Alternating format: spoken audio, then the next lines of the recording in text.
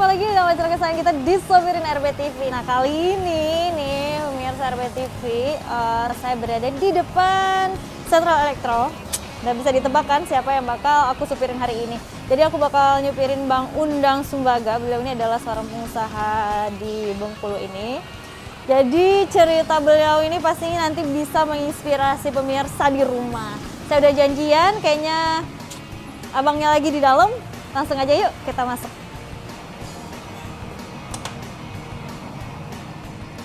Assalamualaikum. Halo Bang. Wah, sehat nih Bang, kayaknya udah nunggu lama nih ya? Iya, alhamdulillah pagi ini sehat, cuaca cerah nih. Cerah ya. Hujannya gerimis. Gerimis mengundang ya. Jadi nih pemirsa, seperti tadi yang udah Unga sampaikan nih, hari ini aku bakal ngajakin Bang Undang untuk keliling-keliling sambil ngobrol-ngobrol, kita korek-korek nih ya. Apa sih kisah-kisah yang bisa menginspirasi kita semua di sini? Gitu ya Bang? Ya. Oke, siap. Nih kita pakai mobil yang di depan itu tadi ya Bang ya? Iya, di depan. Keliling Bengkulu. Tapi sebelum keliling, boleh nggak nih kalau Unga kepo ini isi dalam mobilnya Bang Undang nih apa? Aduh, surprise ini. Boleh ya. Biasanya kan kita cek isi mobilnya pejabat-pejabat gitu kan. Kali ini pengusaha lah ya, kita lihat ya. Sama nggak sih? Biasanya kalau udah pejabat tuh udah baju lah kayak gitu kan. Kalau kira-kira nih di mobilnya Bang Undang nih ada apa nih? Siap. Langsung Bang? Oke, Yuk. Nah, kita gerbek nih isi mobilnya Bang Undang nih. Ya. Apa ini di dalamnya nih? Boleh ya Bang ya? Silakan. Tara. Nih, wah. Charger. Ini apa nih Bang? Kaos kaki. Nih, lihat yuk ke dalamnya. Tuh ada apa sih? Itu apa sih Bang itu? Ada Berkas berkas-berkas ya? penanaman modal. Wih, iya lah ya, pengusaha jadi ya itu gitu kan. Iya. Nih, kita lihat di sini nih, sebelah sini nih pemirsa. Wih, baju. Ada baju. Minuman. Kayaknya charger banyak banget Bang dari tadi. Iya, karena kalau pengusaha itu HP harus selalu standby. Kirain HP harus banyak. Itu baju-baju nih untuk apa nih? Banyak banget nih baju-baju nih. Ya sebetulnya kan karena kita juga ada beberapa kegiatan di luar kota, jadi memang harus standby juga sih. Oh Ada gitu. baju-baju juga. Baju-baju. Itu baju untuk sebulan nih, kayak mau minggat nih pemirsa. Dan berkas-berkas pastinya ya. Oke deh. Kita lihat nih di dalam. Nih. Di situ aja tadi banyak baju, jangan-jangan di sini selemari bajunya. Kita lihat yuk. Iya.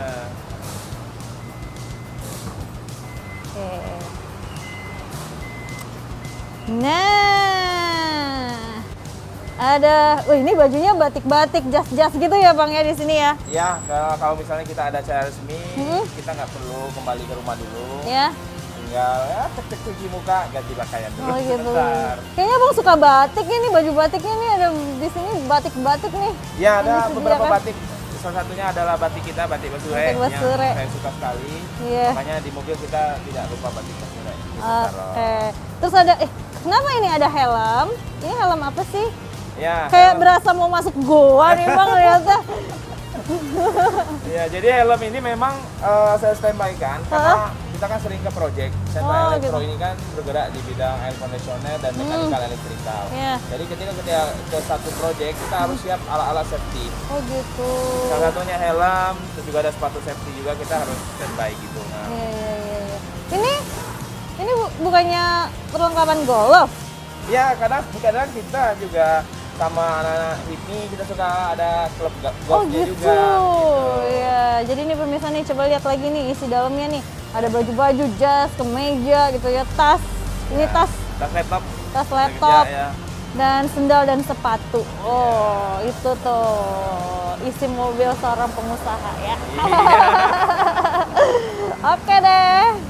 Iya. Nah, ini Abang udah siap nih ya, saya sopirin ya Bang ya. Oke. Sudah pernah disopirin cewek nih sebelumnya? Kalau Sering? cewek belum pernah sih. Belum pernah ya? Oke deh, kali ini deh saya jadi perdana berarti ya nyopir, cewek pertama yang nyopirin Abang. Iya.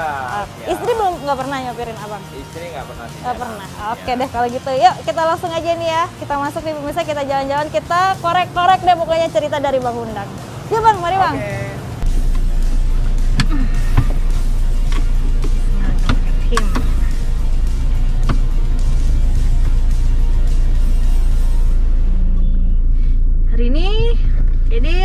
kegiatan abang nih apa aja nih selain jalan sama Unga? Hari ini sebetulnya ada beberapa kegiatan. Salah satunya saya nanti siang setelah makan siang ada mau monitor project salah satu gedung yang sedang kita pasangi air kondisioner pendingin ruangan. Gedung mana tuh bang?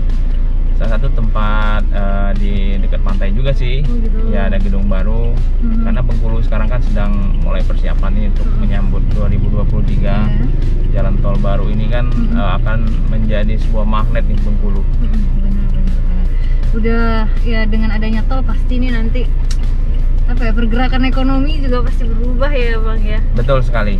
Kita berharap Bengkulu nih dengan adanya tol ini akan semakin maju tentunya di Sumatera bagian selatan. Nah, bang, abang jadi seorang pengusaha ini sejak kapan sih bang? Sebetulnya kita mulai merintis usaha itu dari tahun 2016. 2016 Ya. berarti udah 4 tahun hampir 5 tahun lah ya. Hampir 4 tahun, 5 tahun. Betul. Awal mulanya abang dulu sebelum jadi seorang pengusaha tuh apa nih? Dulu saya bekerja juga, kita dulu kerja juga karena pada saat saya setelah selesai sekolah STM itu saya kan termasuk dari keluarga yang kurang mampu juga sehingga kita mulai kerja sambil kuliah malamnya. Gitu ya? Gitu, iya. Wah, nih berarti saya nih ngorek informasinya nih dari awal ini nih kayaknya Iya. ya dari awal nih. Berarti abang lahirnya di mana nih? Saya lahir di Desa Sukarambi di Kedurang di Bengkulu Selatan. Ya, jadi memang terlahir dari keluarga petani dan dibesarkan juga di sana sampai dengan SMP. Kita banyak ya membantu orang tua di kebun, di sawah, gitu kan. Gitu. Baru setelah SMP tamat saya ke Lampung ikut kakak karena kakak sudah duluan merantau gitu ya boleh gitu. bilang itu. Iya. Terus abang sekolah berarti di Lampung ya? Sekolah STM ya? Oh STM. STM itu kita.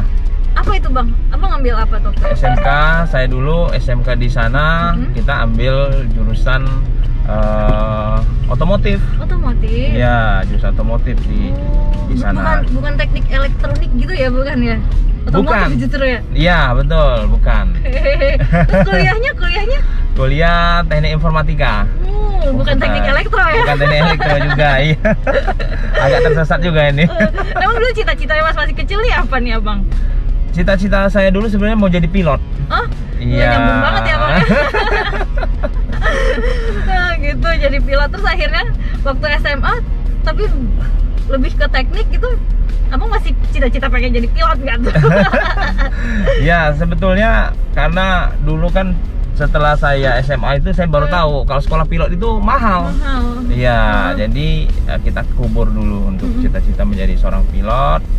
Karena kebetulan kakak di Lampung itu juga membuka reparasi AC, terus juga elektronik. Saya paruh waktu membantu kakak. Oh, jadi di situ Ya. awal mulai kenapa abang akhirnya terjunnya ke dunia Betul. elektronik gitu ya? Iya, betul sekali. Terus tadi kan abang bilang abang merantau gitu ya. Enak gak sih bang hidup merantau, apalagi dari kecil kayak gitu? Hidup merantau itu sebetulnya kadang menjadi sebuah pilihan kita untuk maju. Kalau dibilang enak pasti merantau kita ini bukan merantau kita memang sudah ditempatkan fasilitas, disiapkan fasilitasnya. Ya. Jadi memang merantau ini ya kita harus hidup mandiri. Jadi tantangan kita harus siap mencari uang jajan sendiri, terus juga cari makan juga, mungkin ikut kakak juga di sana, ya ikut. Baru kita dikasih uang jajan kalau kerja. Abang anak keberapa sih bang ya? Saya anak keempat. Anak keempat dari 5 bersaudara. Oh dari 5 bersaudara. Ya. Terus kakak-kakaknya semuanya juga merantau semua benar-benar. Semuanya merantau kita. Oh, gitu. Ya. Nah terus bang, abang kan tadi kan di Lampung ya, kuliahnya juga di Lampung juga. Di Lampung. Terus kerja paruh waktu kuliah udah mulai kerja gitu ya? Ya mulai tamat SMK itu saya mulai kerja. Sekitar belum terima ijazah sih kita dulu, baru surat keterangan lulus. Saya kerja di salah satu dealer motor. Oh. Iya. Itu abang jadi apa seorang di sana? teknisi. Teknisi. Iya, seorang mekanik. Iya. Cocok lah ya otomotif tadi ya Bang ya. Iya betul. Tekniknya, Mekanik apa? motor. Ada sedikit Motor. nyambung. Oh nyambung. Iya. Itu berapa lama itu abang di dealer motor tuh? Di dealer motor itu cukup lama. Saya kerja sampai tahun 2015. 2015. Ya, jadi dari 2007 ke 2015 itu kurang lebih ya 7 tahun lah. Itu di Lampung waktu itu, masih Lampung. Apa udah di Bengkulu? Di Lampung. Di Lampung. Jadi abang Iya. ke Bengkulu tuh sejak tahun berapa nih Bang? 2016. Oh 2016 itu. Iya. Jadi selesai dari dealer motor itu di Lampung baru ke Bengkulu. Iya, betul. Terus di Bengkulu? Di Bengkulu kebetulan sudah menikah waktu itu. Oh abang nikahnya di Lampung berarti ya? Menikahnya waktu itu masih kerja, masih di Lampung. Masih di Lampung. Dulu area saya dulu luas areanya waktu bekerja. Saya dulu mengawali kerja itu sebagai seorang mekanik, tapi karena posisinya kita memang terus ingin meningkatkan karir, akhirnya dipromosikan oleh atasan. Akhirnya pindah sebagai supervisor bengkel, terus juga naik juga dipromosikan ke bagian sales dan marketing. Akhirnya posisi terakhir saya itu sebagai area sales manager Sumatera bagian selatan. Itu berarti berapa kali itu ininya? Ada mungkin 3-4 kali Dalam berapa tahun? dalam ya kurang lebih sekitar 5 tahun. Wah, berarti per 5 satu tahun tuh udah dipromosiin. Betul, ya. Oh, luar biasa. Karena jenjang karirnya memang bos saya dulu juga masih muda. Jadi gitu. memang karyawannya pun memang dipilih yang masih muda. Terus juga kita dikasih pendidikan karir di Jakarta, di pusat kita. Akhirnya memang terbentuklah jiwa-jiwa yang istilahnya memang bekerja keras gitu. Oke, Bang.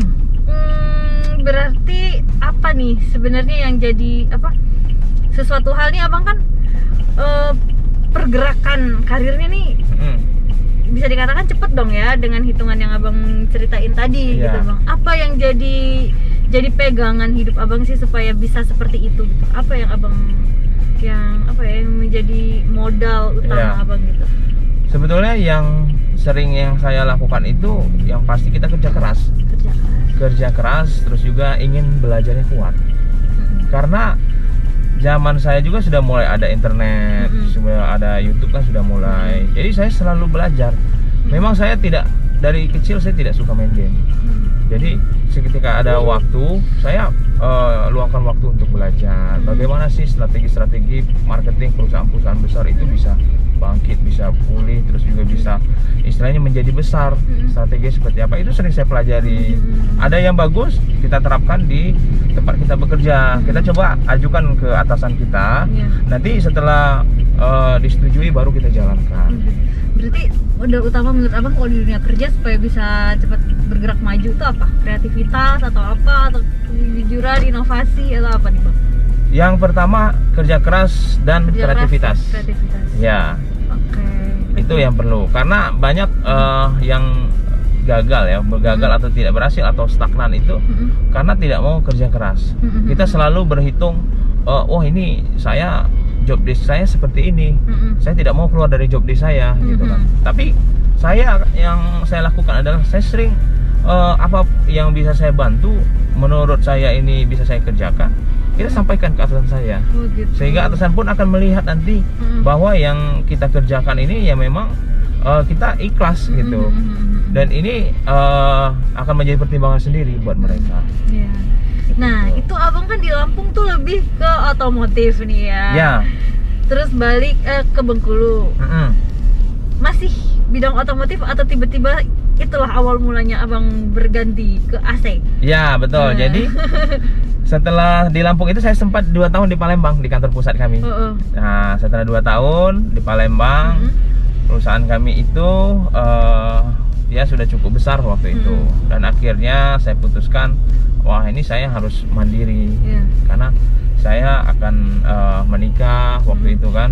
Jadi setahun sebelum menikah itu saya masih bekerja, kurang lebih sekitar setahun setelah menikah akhirnya mulai merintis usaha. Oh gitu. Kenapa Bang berpikiran untuk jadi pengusaha? Maksudnya yang tadinya digaji, abang sekarang gaji orang gitu? Iya betul. Apa yang bikin abang berpikir jadi pengen jadi bos gitu? Jadi memang ini yang menjadi trigger juga waktu itu, bahwa saya berpikir kalau seorang pengusaha itu waktunya itu bisa bebas. Terus yang kedua ya ini menjadi apa ya, terobosan baru bahwa kita walaupun kecil itu kita sudah seorang atasan gitu. Ini yang menjadi istilahnya keinginan saya. Dan yang terakhir saya berpikir kalau tidak masa muda ini saya rintis, kapan lagi? Kalau anak saya nanti sudah SMP, sudah SMA, kita baru merintis, mungkin nyali kita sudah nggak ada nih, karena tanggung jawab kita sudah besar dan kita tidak akan berani ambil risiko sebesar itu. Di bulan pertama, bulan kedua, bulan ketiga ini belum tentu kita ada pemasukan. Itu yang banyak orang yang istilahnya itu terjebak dalam zona nyaman di sebuah perusahaan itu. Oh gitu. Ya. Berarti memang apa sih?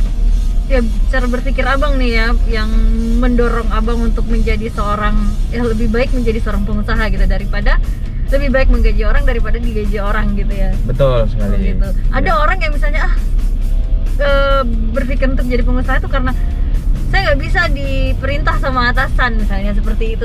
Apa saya nggak bisa saya males diperintah-perintah terus saya mau merintah gitu.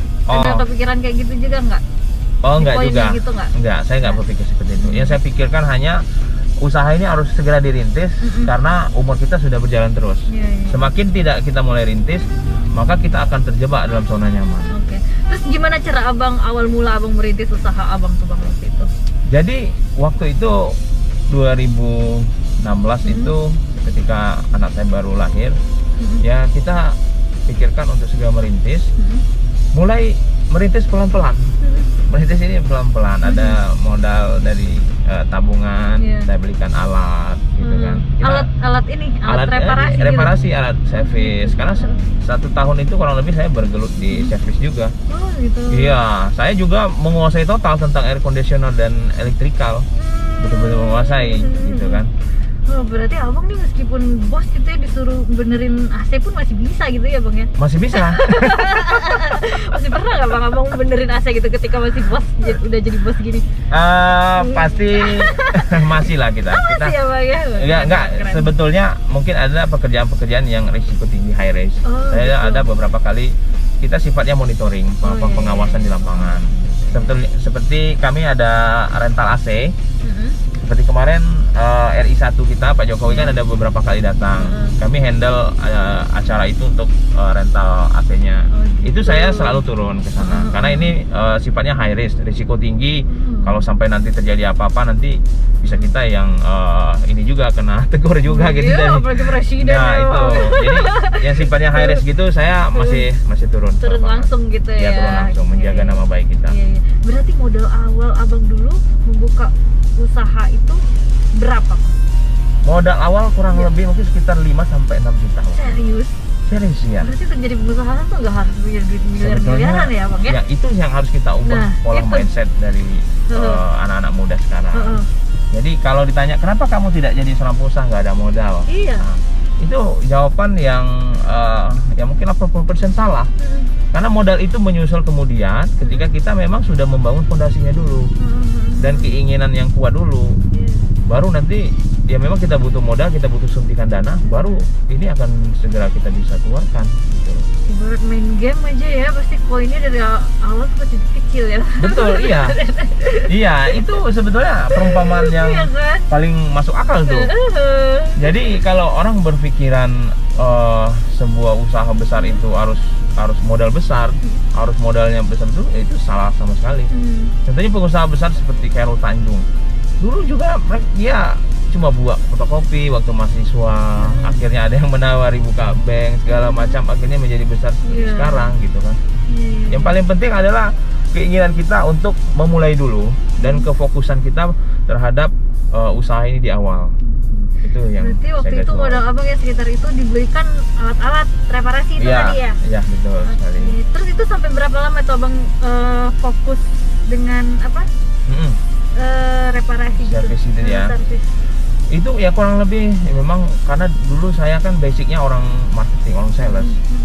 Posisinya jabatan terakhir saya seorang area manager Sumatera Bagian Selatan. Jadi saya memang sudah sedikit menguasai teknik-teknik promosi. Jadi kurang lebih sekitar 3 bulan, 6 bulan kita sudah bisa menambah tim waktu itu. Jadi nggak begitu lama posisinya. Jadi yang saya lakukan di awal itu adalah membuat bagaimana caranya agar promosi ini hampir sama yang saya terapkan di saat saya bekerja gitu ya. Jadi itu tuh jadi sebenarnya jadi modal awal belajar memanajemen satu perusahaan ya ketika jadi karyawan ya Bang ya. Iya, betul sekali. Iya, sistemnya seperti apa Iya, dipelajari dari sekali. situ. Nah, terus itu Abang akhirnya ini tadi kayak sekarang ini kan mau punya ya Bu, maksudnya Abang menjual pun sekarang gitu ya, Iya, betul. menjual AC gitu ya dan apa unitnya bukan Ya. hitungannya bukan hitungan 1 2 3 AC gitu yang Ya, dijual betul. gitu kan. Ya. Bahkan memegang proyek-proyek besar Ya. seperti itu. Nah, itu gimana tuh ceritanya bisa begitu? Jadi tahun 2016-17 itu kita mulai menjual AC waktu itu. Jadi sedikit-sedikit saya mulai kerjasama dengan toko-toko di Bengkulu. Ya. Saya sampaikan bahwa saya baru merintis usaha ini. Jadi kalau saya ingin ada kebutuhan AC, apakah saya bisa bantu untuk jualkan produk tokonya, misalnya begitu, produk AC-nya. Akhirnya kita kerjasama dengan beberapa toko di Bengkulu, toko elektronik. Ya kita mulai ada link lah, channel gitu. Akhirnya kita mulai menjual AC sedikit-sedikit dengan manfaat, dengan hubungan baik dengan toko-toko di Bengkulu. Toko-toko di Bengkulu. Ya, toko-toko elektronik di Bengkulu. Nah, itu zaman itu dulu ada berapa banyak toko-toko Kerjasama ya. toko-toko AC gitu, khusus AC. Kalau di Bengkulu memang belum banyak. Belum banyak ya khususnya. waktu itu ya. Dan yang fokus di air conditioner itu belum banyak, sampai sekarang pun ya belum banyak posisinya. Akhirnya tahun 2016-2017 kami kerjasama dengan Daikin. Daikin ini kan salah satu brand yang terkenal ya, ya salah untuk satu AC brand gitu ya. yang istilahnya paling kuat untuk penjualan AC-nya di dunia. Nah, hingga akhirnya kita mulai menjual AC secara banyak. Karena strategi perusahaan yang saya terapkan di perusahaan yang lama ini hampir semua saya adopsi. Kita bentuk tim sales project, kita bentuk tim marketing, kita bentuk tim sales online, hingga akhirnya kita 2 tahun berturut-turut mendapatkan Daikin Award dari Jepang langsung. Waduh, wih, luar biasa, keren banget itu. Gitu. Jadi Abang berapa karyawan Abang sekarang? Sekarang kurang lebih, kami kan ada cabang juga di Palembang, di Jambi dan Lampung. Jadi karyawan kita kurang lebih sekitar 65 orang sekarang. 65 orang. Ya. Ada 3 cabang ya Bang ya. Nah, 4 dengan Bengkulu. Ada 4 dengan Bengkulu. Ya. Pertama kali buka di sini. Pertama kali buka di Bengkulu. Jadi banyak yang bertanya, kenapa nih cabangnya kok di Bengkulu? Dia bilang kan. Biasanya kantor kenapa di Palembang, di kota gitu, besar. iya. Saya bilang bahwa ini adalah perusahaan lokal Bengkulu yang expand keluar. Jadi bukan Palembang yang expand ke kota kecil, jadi kota kecil yang expand ke kota besar. Itu yang kami lakukan. Dan itu mulai membuka-buka cabang itu tahun-tahun berapa tuh Bang? 2018 kita mulai buka cabang. Itu pertama kali buka di Palembang. Palembang. Ya. Palembang, Jambi tadi ya, sama satu Palembang lagi? sama Lampung, Sama Bengkulu. Ya, karena kebetulan bos saya dulu waktu masih saya kerja, sampai sekarang saya masih sering Kontak-kontak. WA gitu, sering konsultasi dengan beliau karena dia memang sudah pengusaha nasional. Memang importir yang sudah banyak, omsetnya udah miliaran lah. Jadi kita banyak diskusi karena kita mau belajar. Alhamdulillah kita dibantu beliau, disupport. Nah, sekarang kita bisa mengaplikasikan di Bengkulu. Dari perjalanan hidup Abang ini nih ya, ada nggak sih orang yang jadi bisa dikatakan dia tuh guru Abang bisa sehingga bisa jadi begini, tempat Abang apa ya, konsultasi dan segala macam itu siapa? Ya salah satunya sih mantan bos saya dulu, bukan mantan sih, sekarang masih bos juga karena kita masih sering konsultasi. Jadi Pak Sugi ini seorang bos saya dulu yang memang luar biasa dermawan dan dia ingin berbagi. Jarang ada seorang atasan yang ingin membagi ilmu sama karyawan lagi, mantan karyawan lagi ya Bang ya, benar. Saya ditantang, di challenge sama beliau. Beliau bilang, kamu kalau mau pindah perusahaan saya tidak mengizinkan. Tapi kalau kamu mau merintis usaha saya support, dia bilang kan. Hingga sampai sekarang pun saya masih disupport beliau. Ya alhamdulillah di Palembang kita dipinjami ruko beliau, mau saya bayar nggak mau gitu. Ya, jadi ada di Palembang ini ya memang luar biasa ini ya teman saya. sampai sekarang masih support ke saya gitu kan. Ya salah satu yang paling berjasa setelah kedua orang tua saya yang memang begitu ketat disiplin membentuk karakter agar kita menjadi seorang pekerja keras. Oke. Orang tua Bang masih ada? Sorry. Ayah sudah meninggal tahun 2007 pas saat tamat sama saya STM. Ayah meninggal, tapi ibu masih di Bengkulu, sekarang tinggal dengan saya di Bengkulu. Gitu. Itu pasti luar biasa bahagia sekali ya Bang ya, orang tua ya Bang ya, ketika melihat yang dulunya Abang yang ya seorang anak petani terus pergi merantau gitu kan. Yang tadinya Abang nyervis AC dan sekarang jadi bos AC gitu kan. Iya, alhamdulillah. Tapi memang cita-cita saya dulu yang belum sempat kita wujudkan adalah ya membeli mobil lah waktu itu. Iya, beliau berkeinginan ya kapan lah nanti kita bisa beli mobil ya bilang kan. Iya gitu ya. Iya, saya bilang ya nanti saya akan merantau untuk bekerja keras. Saya bilang kan kita akan sampaikanlah cita-cita ayah kita. Alhamdulillah sekarang kita bisa membuktikan ya kita membagikan ibu lah sekarang, karena ibu ini kan ya salah satu orang yang paling berjasa dalam hidup kita kan. Nah Bang, menjadi seorang pengusaha ini lebih sibuk mana nih? Ya. Dengan jadi karyawan kemarin. Sebetulnya kalau dibilang begitu lebih sibuk jadi karyawan ya. Lebih sibuk jadi karyawan. Iya ya, waktunya habis ya Bang. Kalau jadi bos mah enak ya Bang ya. Yang ngerjain karyawan. Tapi tantangannya beda ininya. Karena kalau karyawan itu ya kita sudah dikasih job desk. Ini yang harus kamu kerjakan. Tapi kalau seorang CEO seperti saya, seorang owner, seorang pemimpin perusahaan, kita yang membuat strategi yang harus dieksekusi oleh orang di lapangan. Sehingga setiap bulan kita harus mendapatkan ide atau inspirasi apa yang harus kita lakukan bulan ini, apa yang harus kita lakukan 3 bulan ke depan. Target kita sudah berapa persen tercapai, itu harus betul-betul kita kejar. Otaknya yang nggak berhenti mikir ya Bang ya? Ya kurang lebih begitu. Tidur pun sambil mikir ya? Nah, mungkin ketika kita masih karyawan, kita ya posisinya kalau jam 5 itu kita sudah pulang, udah close urusan kantor, udah nih. Udah keluarga lagi. Iya. Tapi kalau sekarang kita malam pun kita mungkin sekali-sekali masih cek laporan. Terus juga kalau subuh kita masih siapkan berkas-berkas atau juga misalnya apa yang harus kita bahas ketika meeting nanti. Ya, jadi masih jam kerjanya itu tidak terbatas tapi tidak terikat. Kalau seorang CEO gitu yang saya lakukan sekarang. Terus hobi Abang apa nih? Hobi saya yang pertama saya senang kuliner, yang kedua juga senang olahraga golf juga sekarang, lagi belajar nih. Hobi makan, kulineran. Biasa kulineran di mana nih Bang kalau misalnya di Bengkulu nih? Kalau di Bengkulu saya paling senang itu makan ikan. Makan ikan, kepala ikan, terus juga kepiting, saya seafood lah ya, saya senang. Gitu. Terus kalau main golf, ini sama siapa biasanya? Dan ada waktu khusus nggak nih? Kalau main golf kita biasanya sama anak-anak teman-teman HIPMI, karena memang sesama anggota dan pengusaha-pengusaha muda juga kita tingkatkan sinergi, kolaborasi, connection itu yang sekarang kita lakukan.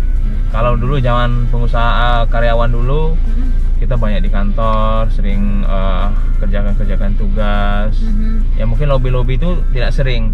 Tapi ketika menjadi seorang pengusaha, kita harus pandai membangun komunikasi, membangun relasi, membangun hubungan baik biar kita bisa menambah rezeki juga.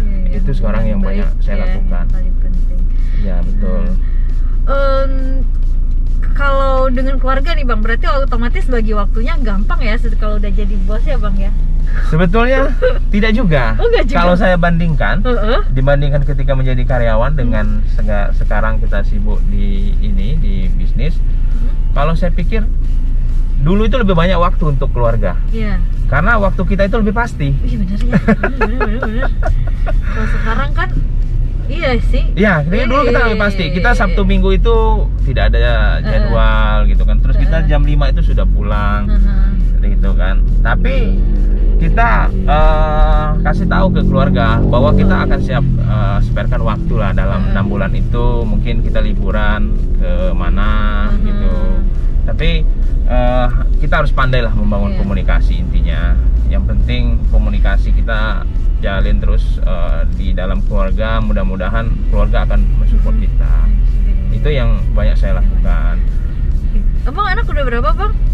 1 mau kedua nih. Wah, berapa bulan itu? Udah jalan 6 bulan. 6 bulan udah kelihatan tuh cowok-ceweknya ya. Iya, kemarin udah iseng-iseng, katanya sih cowok, yang pertama cewek. Yang pertama soalnya. cewek, pasti sepasang, wah luar Iya. biasa nih. Gitu. Iya. Nah, ke depan ini Bang, Abang ada target apa nih untuk usaha Abang nih? Ke depan pasti kita ingin membesarkan terus Sentra Elektro ini. Terus juga saya ingin ya lebih berkontribusi lah untuk di Bengkulu. Iya. Makanya kami teman-teman di Bengkulu ini kita ingin meningkatkan penyerapan tenaga kerja. Gitu. Terus juga ingin istilahnya pengusaha-pengusaha Bengkulu ini bisa expand juga ke nasional.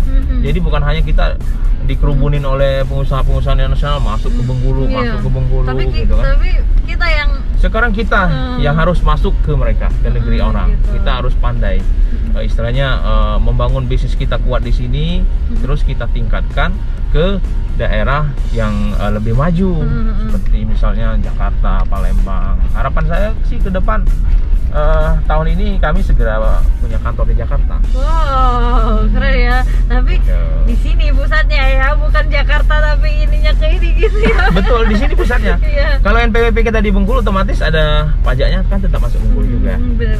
Kita tetap berkontribusi ke Bengkulu. Nah, Bang, ini kan sekarang lagi masa-masa pandemi seperti Ya. ini gitu kan. Segala aspek sih ekonomi dan segala macam itu jadi terganggu gitu ya. Abang ikut terdampak nggak sih dengan keadaan dengan pandemi ini? Saat ini alhamdulillah kita tidak begitu terdampak. Memang terdampak sih ada, tapi ya dampaknya sih nggak begitu besar karena orang kan banyak stay at home. Oh iya ya, jadi lebih orang banyak stay at home, WFH kan, WFH.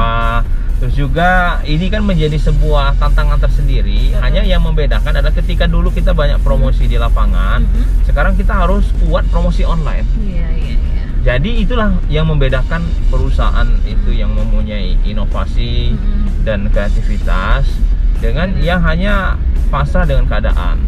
Makanya saya selalu push tim kita bagaimana caranya agar kita promosi kita berubah nih. Online-nya yang kita tingkatkan.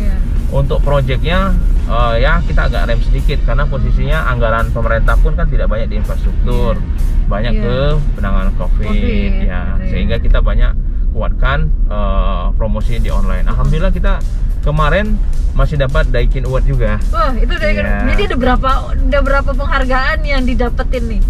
Kami itu sudah masuk di Daikin itu tahun ketiga. Tapi tahun pertama itu kita masuk itu sudah di pertengahan, istilahnya pertengahan tahun, sehingga kita tidak dapat Daikin Award kan otomatis. Nah tahun kedua, tahun ketiga kita berturut-turut selalu dapat. Dan itu sebagai apa tuh ininya? Excellent Performance. Daikin Award sebagai kategori Excellent Performance. Dari performa luar biasa. Itu kategori itu dilihat dari apanya itu? Dari pencapaian penjualan. Oh gitu. Wow. Jumlah pencapaian penjualan. Berarti kalau sebulan tuh bisa berapa sih Bang yang terjual? Sebulan kita bisa mungkin kurang lebih 300 sampai 500 unit. Wow. Ya. Jadi di Sumatera ini hanya ada kurang lebih sekitar 4 yang dapat Daikin Award dari kurang lebih mungkin ada 3.000 lah dealer. 3.000 dealer. Iya. Dan salah satunya Abang. Salah satunya kita. Secara nasional itu yang dapat penghargaan itu kurang lebih sekitar 50 toko. Dari mungkin sekitar 10.000 toko yang ada di Indonesia. Gitu. Abang pernah gak sih ya namanya usaha kan ya? Pasti ada masa-masa ininya ya, masa-masa apa naik turun gitu ya Bang ya. Abang pernah ngerasain gak jatuhnya? Berusaha gitu. Ya. Kalau dibilang pernah, mungkin karena ini kan baru bisnis pertama yang saya bangun. Kita belum pernah sih, karena saya fokus terus kan untuk membangun ini kan. Paling kalau di project kita mungkin kalah dalam tender atau penawaran ya biasalah, namanya rezeki kan, mungkin belum rezeki kita gitu kan. Tinggal ya kita mencari hikmahnya kenapa kita bisa kalah dalam penawaran itu, gitunya seperti itu. Tapi kayak misalnya, dalam hidup abang pernah terpuruk nggak nih? Kalau jatuh betul sih tidak. Belum ya? Ya. Jangan dulu, astagfirullahaladzim. Iya. Jangan sampai. Ya, tidak. Karena dari kecil saya memang sudah dibiasakan hidup mandiri. Jadi kita selalu istilahnya kuat untuk menghadapi semua kondisi. Itu yang kita lakukan. Oke. Nah terus bang, kalau seperti ini tadi ya, Ya. ketika ada masalah atau apa, ini juga bisa menginspirasi juga nih untuk mereka yang sedang berusaha, apalagi anak-anak muda gitu ya, yang baru mulai merintis usaha. Ini Ya. kan terkadang memang mentalnya tuh harus kuat banget ya bang, yang menghadapi segala macam gitu ya permasalahan itu. Apa Ya. nih bang kuncinya supaya bisa bertahan terus sukses? Kuncinya adalah yang pasti, kalau pemula kita harus fokus. Kita harus fokus membangun usaha kita, berpikir siang malam bagaimana caranya agar usaha kita tampil beda dengan usaha orang lain. Baik itu dari segi kinerja maupun dari segi strategi-strategi yang kita jalankan. Terus tampil beda ya, tampil beda. Caranya tampil beda ya kita pelajari strategi orang lain seperti apa. Kita bisa kopikan dengan perusahaan kita, tapi kita modifikasi sedikit. Oh Ya, gitu. tiru, ambil yang bagus gitu ya. Ya, amati, modifikasi Buat sedikit. yang baru, iya. Ya, modifikasi buat yang baru, sehingga kita bisa bertahan. Dan yang paling penting adalah kita itu, kalau saya tanamkan ke karyawan, ya kita harus kerja keras. Intinya kerja keras. Karena banyak yang tidak konsisten. Iya. Misalnya hari pertama kita ke kantor itu jam 7 pagi. Hari kedua jam 10. Hari ketiga, karena hari kedua tadi omsetnya banyak, jam 1 siang. Nah, ini sebetulnya yang menjadi tantangan tersendiri. Jadi sebagai seorang pemuda itu, seorang pengusaha itu, jangan tidak konsisten melakukan strategi yang sudah kita jalankan. Disiplin tadi ya berarti Disiplin ya bang. yang harus kuat, yang harus kita lakukan. Dan yang paling terakhir adalah jaga hubungan baik, komitmen. Karena menjaga hubungan baik pasti nanti akan repeat order, beli lagi. Itu yang kita tanamkan budaya di Sentra Elektro. Kamu pernah marah nggak sama karyawan? Kalau marah sih enggak, tapi menasehati. Tapi mengarahkan ya. Biasa kalau di perusahaan itu ya memang harus kita, ya itu saya bilang harus bangun disiplin yang kuat. Iya. Karyawan kalau ya kita arahkan tidak konsisten, pasti akan kita tegur. Dan memang harus tegas itu. Iya. Ingat, karena kalau kita tidak tegas, ya otomatis perusahaan kita juga tidak akan survive. Benar. Nah itu tadi bang, menjadi seorang pengusaha itu, apalagi ya dengan posisi seorang CEO, otomatis kan ini ilmu apa ya, menjadi pemimpin itu, seorang leader itu kan juga sangat penting sekali gitu ya, supaya sistem yang dibangun gitu dalam perusahaan itu tuh bagus gitu. Nah itu abang apa nih yang abang pegang gitu loh, bagaimana abang memimpin karyawan-karyawan abang gitu, seperti apa abang memimpin karyawan-karyawan? Yang pasti kita harus berikan contoh teladan yang baik. Contoh teladan yang baik. Memberi contoh, bukan memerintah gitu kali ya, bukan, Pak, ya? betul sekali. Kita harus memberi contoh. Misalnya, kamu harus datang pagi misalnya. Ya kita harus buktikan kalau kita itu bisa datang pagi. Tapi memang tidak setiap hari kita harus datang pagi, karena seorang pemimpin pun banyak kesibukan lain, tidak harus setiap hari harus absen di kantor kan. Nah, terus yang kedua, ya kita memang harus membuktikan bahwa kita punya strategi yang kuat. Jadi jangan dibilang nanti ini perusahaan ini besar karena kita, bukan karena atasan kita, gitu kan. Atau ini nggak akan selesai nih kalau saya tidak selesaikan, pasti atasan kita nggak bisa. Nah, hal-hal seperti itu yang harus betul-betul kita hindari. Caranya adalah kita memberikan ya kinerja terbaik dulu, dan kita harus buktikan ke mereka kalau memang kita layak sebagai seorang pemimpin. Tapi kalau kita tidak bisa membuktikan itu, yaitu kita akhirnya menjadi tidak memiliki wibawa di mata bawahan-bawahan kita, ya di mata karyawan. Gitu. Abang lebih memilih untuk ditakuti karyawan atau berteman dengan karyawan? Kita lebih memilih berteman. Ya, karena kami juga di perusahaan pun dibuat ada budaya kita lakukan makan atau dinner itu setiap 3 bulan sekali. Saat itulah kita istilahnya mengulik apa nih yang terjadi, apa nih yang ingin kita ubah. Kayaknya kita menerima masukan terus. Ya kita dengan karyawan saya tidak membatasi. Semuanya boleh WA, semuanya boleh nelpon, dan itu 24 jam HP saya selalu standby posisinya. Ya. Nah, ini Bang, terkadang nih ya, seperti itu tadi kita membuat karyawan itu seperti merasa bagikan teman atau keluarga gitu ya Bang, kekeluargaan gitu ya. Tapi di sisi lain kan Abang nih seorang pemimpin harus tegas gitu kan. Kayak gimana Abang kombinasikan? Iya gitu. Sebagai karyawan dan dengan karyawan ya memang harus kita membangun hubungan emosional. Karena kalau tidak ada hubungan emosional yang baik, ya pasti ini akan menjadi sebuah ini juga, sebuah hambatan kita untuk menjadi seorang pemimpin di perusahaan ini. Jadi memang kita harus secara emosional harus dekat dengan mereka.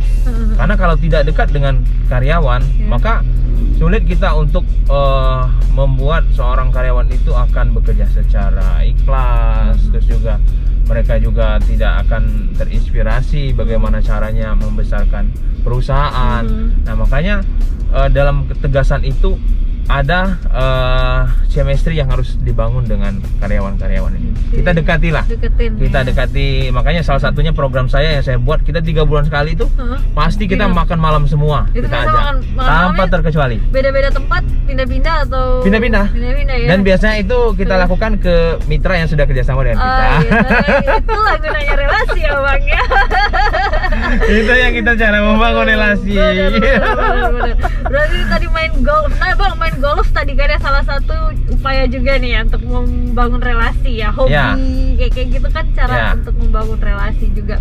Abang dalam seminggu berapa kali nih main golfnya?